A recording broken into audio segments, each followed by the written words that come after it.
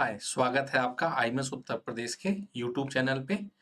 इस सेशन में हम लोग देखेंगे रिमाइंडर सेशन 3। यदि आपने सेशन 1 और 2 नहीं किया है तो प्लीज पहले आप सेशन 1 और 2 देख कर आए, तभी आपको सेशन 3 समझ में आएगा।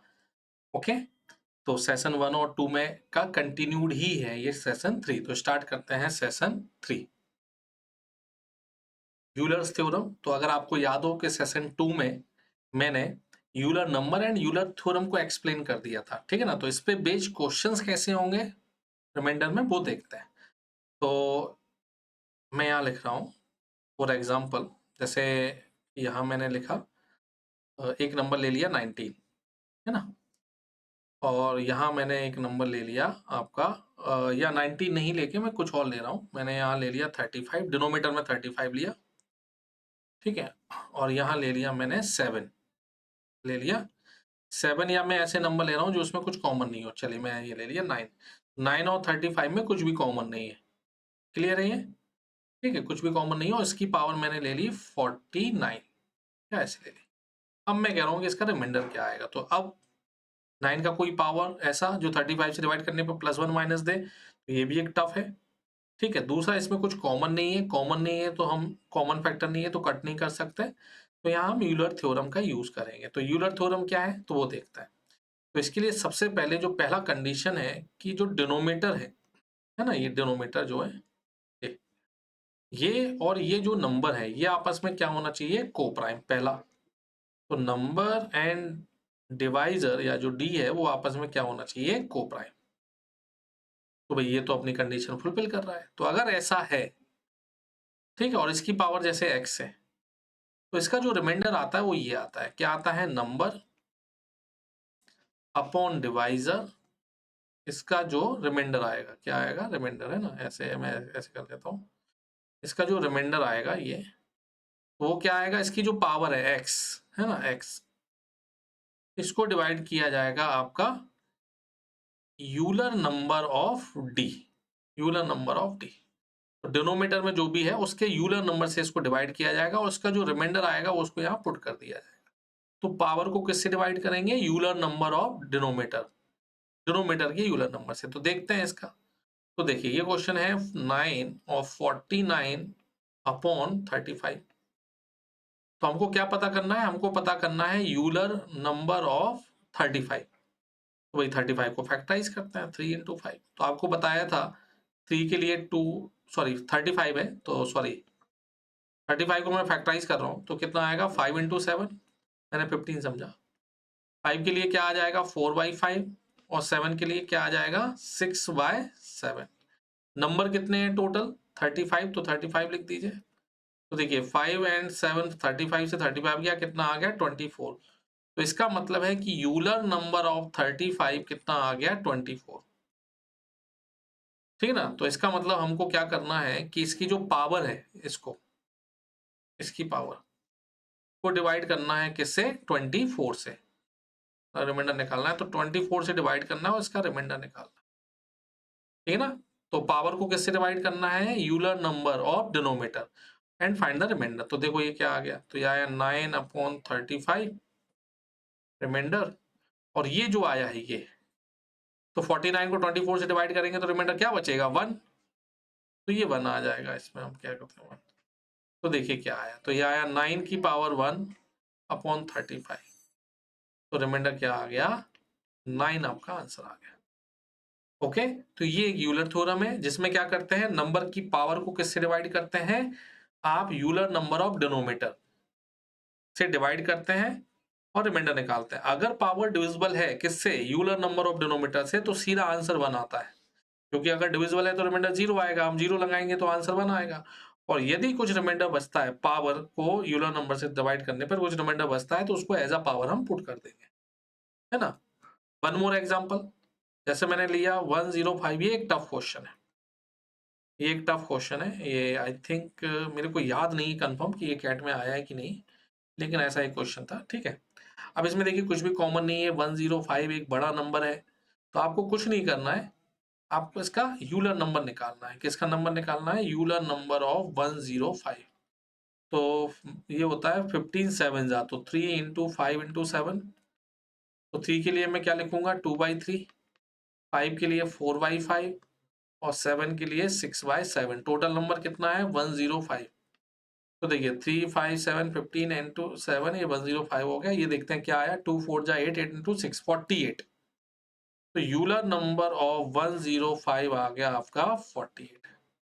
तो अब आप क्या करेंगे तो इसकी पावर को मतलब 19/105 आपका जो यूलर नंबर है रिमाइंडर आएगा इसका वो क्या आएगा इसकी पावर को। तो पावर क्या है इसकी 145 को हमको डिवाइड करना है किससे यूलर नंबर ऑफ 105 और इसका रिमाइंडर जो भी आए वो पुट कर देना है।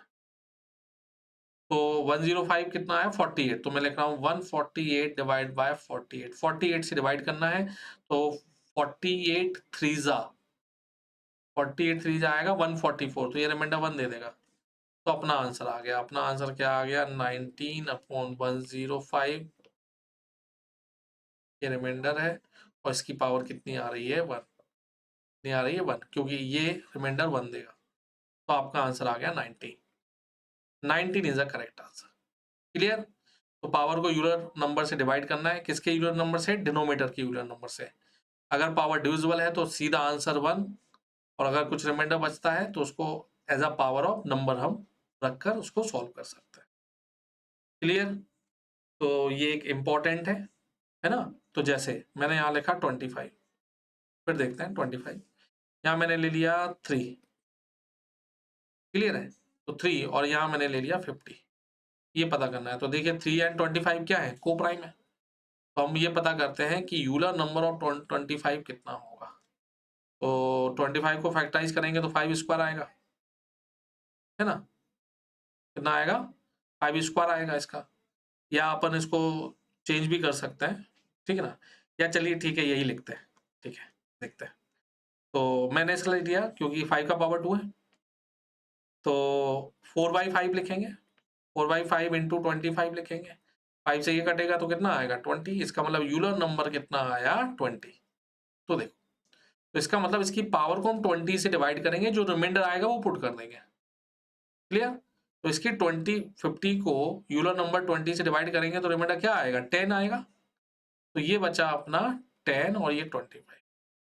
तो मैंने ये नंबर इसलिए लिया क्योंकि देखिए अभी भी 10 का पावर 3 का पावर 10 है। तो अब आपको क्या करना पड़ेगा अब आपको इसको स्प्लिट करना पड़ेगा। वही वाला मेथड जो पहले यूज किया था कि 3 का कोई पावर है आप उसको स्प्लिट कर दीजिए कैसे भी। तो देखो मैं कैसे कर रहा हूँ। मैं 3 का पावर 3 इंटू 3 का पावर 3 इंटू 3 का पावर 3 कर सकता हूँ इंटू 3 कर सकता हूँ बिल्कुल कर सकता हूँ। तो इसको आप ब्रेक कर दीजिए कोई प्रॉब्लम नहीं। देखिए ये क्या बन गया ये 27 27 27 एंड 3।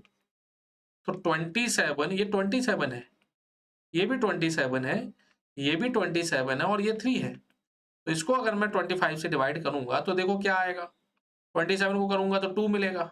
ये भी 2 देगा ये भी 2 देगा और ये कितना देगा 3 देगा। तो ये कितना आ गया 24 आ गया। ये 24 को 25 से डिवाइड करूंगा तो आंसर कितना आया 24 आंसर। क्लियर। तो इससे पावर छोटा हो जाएगा जिससे आप इजीली कर सकते हैं। तो पावर्स को ब्रेक करना जरूर आपको आना चाहिए जिससे कि आप क्वेश्चन को इजी कर पाए। क्लियर है ये। चलिए तो यूलर नंबर का आप यूज कर सकते हैं। चलिए आगे मूव करते हैं। अब जैसे ये क्वेश्चन दिया है find the remainder when this number is divided by 45। तो अगर आपको याद हो कि डिविजिबिलिटी में हम लोगों ने डिविजिबिलिटी ऑफ को prime divisibility of composite number पढ़ा था 45 इज अ कंपोजिट नंबर। तो उसको ब्रेक किया जाता था को प्राइम में दो नंबर में जिनका प्रोडक्ट 45 आए तो वो क्या हो जाएगा 5 एंड 9। तो कोई भी नंबर 45 से कब डिविजिबल होगा जब वो 5 से भी होगा एंड 9 से भी होगा। तो मैंने उस टाइम बताया था कि उससे हम डिविजिबिलिटी चेक कर पाएंगे लेकिन रिमाइंडर कैसे पता करेंगे ये देखते हैं है ना। रिमाइंडर पता करना इंपॉर्टेंट है तो देखते हैं। ठीक है। तो इसके लिए पहले हम ये पता करते हैं कि ये नंबर 5 से डिवाइड करने पर रिमाइंडर क्या दे रहा है क्योंकि अपन को 5 एंड 9 दोनों से चेक करना है बिकॉज 45 है 45 के जो दो टुकड़े होंगे वो यही होंगे 5 एंड 9 है ना 9। तो मैं 5 से चेक कर रहा हूँ 5 के लिए क्या होता है लास्ट डिजिट इज अ 1। तो ये 5 से डिवाइड करने पर रिमाइंडर क्या दे रहा है 1 दे रहा है। तो मैं यहाँ लिख लेता हूँ कोई नंबर अगर 5 से डिवाइड करने पर 1 दे रहा है तो उसको ऐसे लिखा जाता है 5x + 1 है ना। और 9 से देख लेते हैं। तो 9 का रूल आपको पता है, सम ऑफ डिजिट्स, उसमें 9 को कास्ट आउट कर सकते हैं। तो 72 चला गया, 81 चला गया, 45 चला गया, 63 चला गया। इनको कट कर सकते हैं आप, इनको कट करते जाइए। 4419 चला गया, 9 चला गया, 9 चला गया, ये भी 9 चला गया, कितना बचा 3। तो ये नंबर 9 से डिवाइड करने पर 3 दे रहा है ना। तो मैं यहाँ लिख रहा हूँ 9y + 3। अच्छा, रिमाइंडर तो एक ही होगा, तो दिस शुड बी इक्वल, है ना। मतलब दोनों में से कोई, दोनों फॉर्मेट सेटिस्फाई करना चाहिए।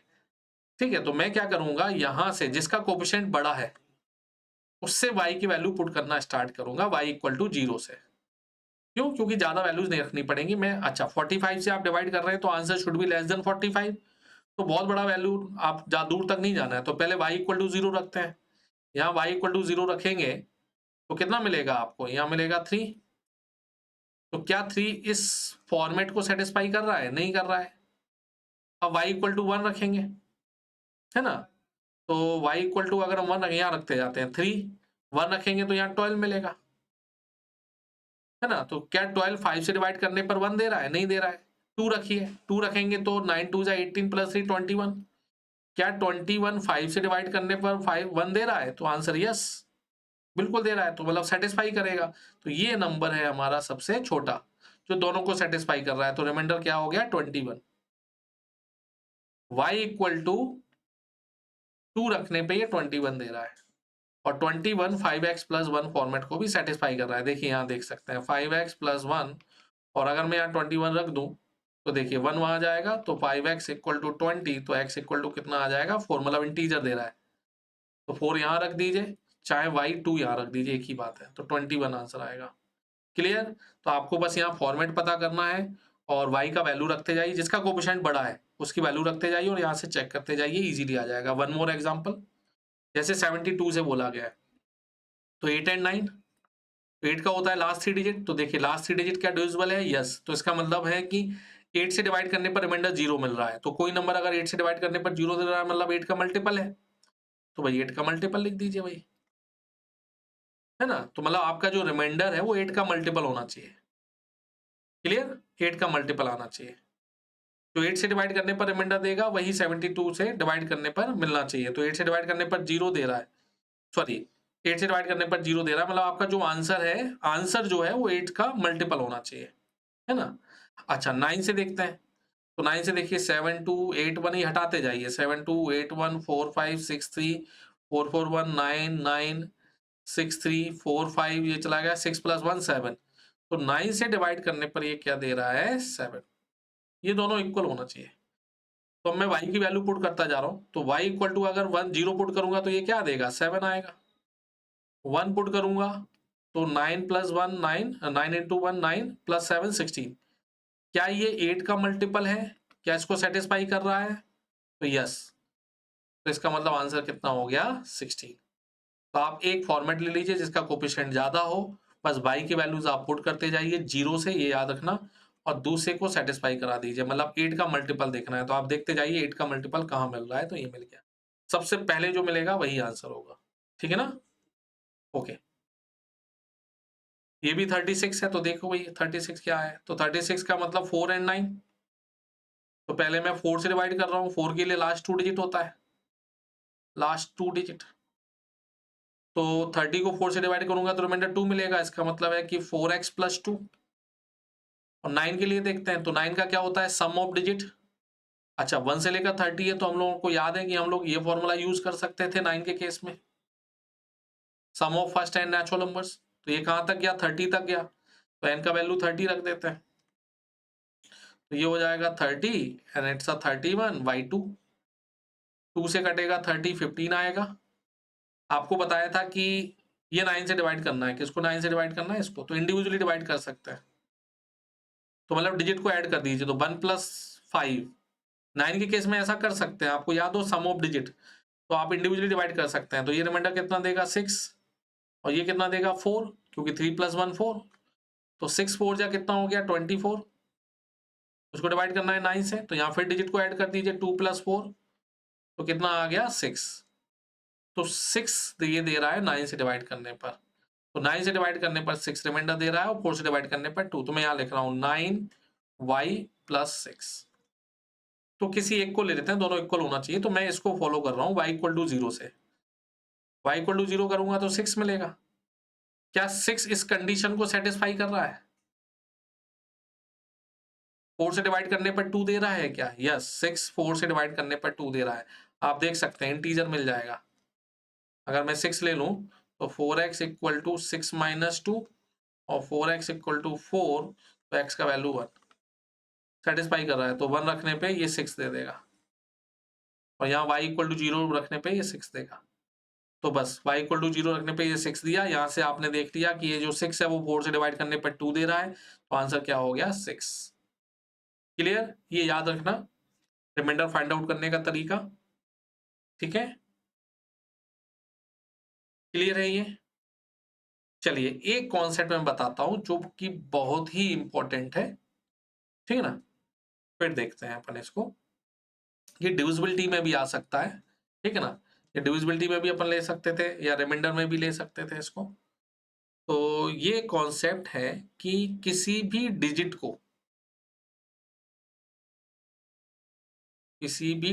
को अगर आप p-1 टाइम्स लिख दें, p-1 टाइम्स लिख दें, where p equal to prime number and p should be greater than 5। 5 से बड़ा प्राइम नंबर होना चाहिए। और किसी भी डिजिट को आप p-1 टाइम लिख दें तो इट्स डेफिनेटली डिविजिबल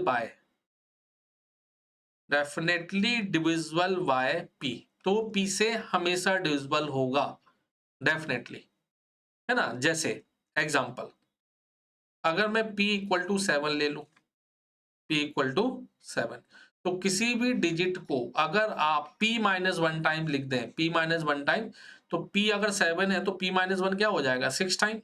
तो अगर 2 को आप 6 टाइम लिख दें तो डिविजल हो जाएगा किससे? 7 से डेफिनेटली। अगर आप p का वैल्यू लेते हैं 13, तो किसी भी डिजिट को अगर आप p-1 टाइम्स लिख दें, कितने टाइम्स? 12 टाइम्स, तो डिविजिबल बाय कितना हो जाएगा? 13, है ना? हालांकि इससे पहले भी हो सकता है, जैसे 13 का आपको याद हो कि किसी भी डिजिट को 6 बार लिख देंगे तो 13 से डिविजिबल हो जाता था, है ना? 6 बार में ही हो जाता है। लेकिन मैं ये रूल इसलिए बता रहा हूं क्योंकि आगे चल के, जैसे अगर p इक्वल टू आपने लिया 19, तो यहां रिपीटेशन 6 के बाद हो ये जरूरी नहीं है। तो यहाँ p-1 ऑलवेज ट्रू होगा। p-1 बार अगर आप लिख देंगे किसी भी डिजिट को तो p से डेफिनेटली डिविजिबल होना है। तो इसका मतलब है कि किसी भी डिजिट को अगर आप जैसे 4 4 4 4 है और इसको आपने 18 टाइम्स लिख दिया, हाउ मेनी टाइम्स? 18 टाइम्स, तो now it is divisible by 19। ये केवल प्राइम नंबर के लिए है, याद रखना। और कितनी बार लिखना पड़ेगा? p-1 टाइम्स, तो वो प्राइम नंबर से डिविजिबल हो जाएगा। कभी कभी किसी क्वेश्चन में p-1 से भी कम में भी हो जाता है, लेकिन p-1 में ये डेफिनेटली होगा, ये याद रखना, है ना? तो जैसे अब ये क्वेश्चन है 2222 55 डिजिट डिवाइड बाय 19, तो 19 इज अ प्राइम नंबर। तो 19 के केस में p is a prime number, तो p-1 क्या हो जाएगा? 18। इसका मतलब किसी भी डिजिट को अगर आप 18 टाइम्स लिख दोगे, 18 टाइम्स, जैसे 2 2 2 2 2 18 टाइम्स, तो it is divisible by 18 digits, divisible by 19, ये 18 हो गया। अच्छा 55 तक जाना है, 2 2 2 2 फिर 18 ले लीजिए, ये भी डिविजिबल हो जाएगा। फिर 2 2 2 ले लीजिए 18 टाइम्स तक, तो 18 18 18 कितना हो गया? ये यहां तक हो गया 54, टोटल है 55, तो लास्ट में क्या बचेगा? 2। इसको डिवाइड कर दीजिए किससे? 19 से, तो यहाँ रिमाइंडर कितना आ जाएगा? 2। तो ये 18 डिविजिबल है, ये 18 और ये 18, लास्ट में क्या बचेगा? 2, because 19। Clear? One more example, for example 29, 29 is also prime number. तो किसी भी डिजिट को अगर मैं 29 माइनस 1 28 टाइम्स लिख दूंगा तो वो डिविजिबल हो जाएगा। तो यहाँ जो 8 8 लिखा है, 8 8 8, ये 28 टाइम्स अगर लिख गया 28 टाइम्स, तो ये डिविजिबल हो जाएगा। अच्छा फिर 8 8 8 8 8 28 ये भी डिविजिबल हो गया। टोटल कितने हैं 57, 28 प्लस 28 56, लास्ट में क्या बचा 8। तो ये डिविजिबल है और ये डिविजिबल है। लास्ट में क्या बचा 8, बस 8 को डिवाइड करना है 29 से, तो रिमाइंडर क्या आ जाएगा 8 आ जाएगा। क्लियर है ये? ओके, तो ये याद रखना कम जगह मिलता है ये रूल। जैसे ये 17 है, 17 इज ऑल्सो प्राइम नंबर। तो अगर किसी भी डिजिट को 16 टाइम्स में लिख दूं, तो जैसे 2 2 2 2 16, ये डिविजिबल हो जाएगा 16 डिजिट। फिर मैं 2 2 2 16, ये भी डिविजिबल हो जाएगा। 2 2 2 16, ये भी डिविजिबल हो जाएगा।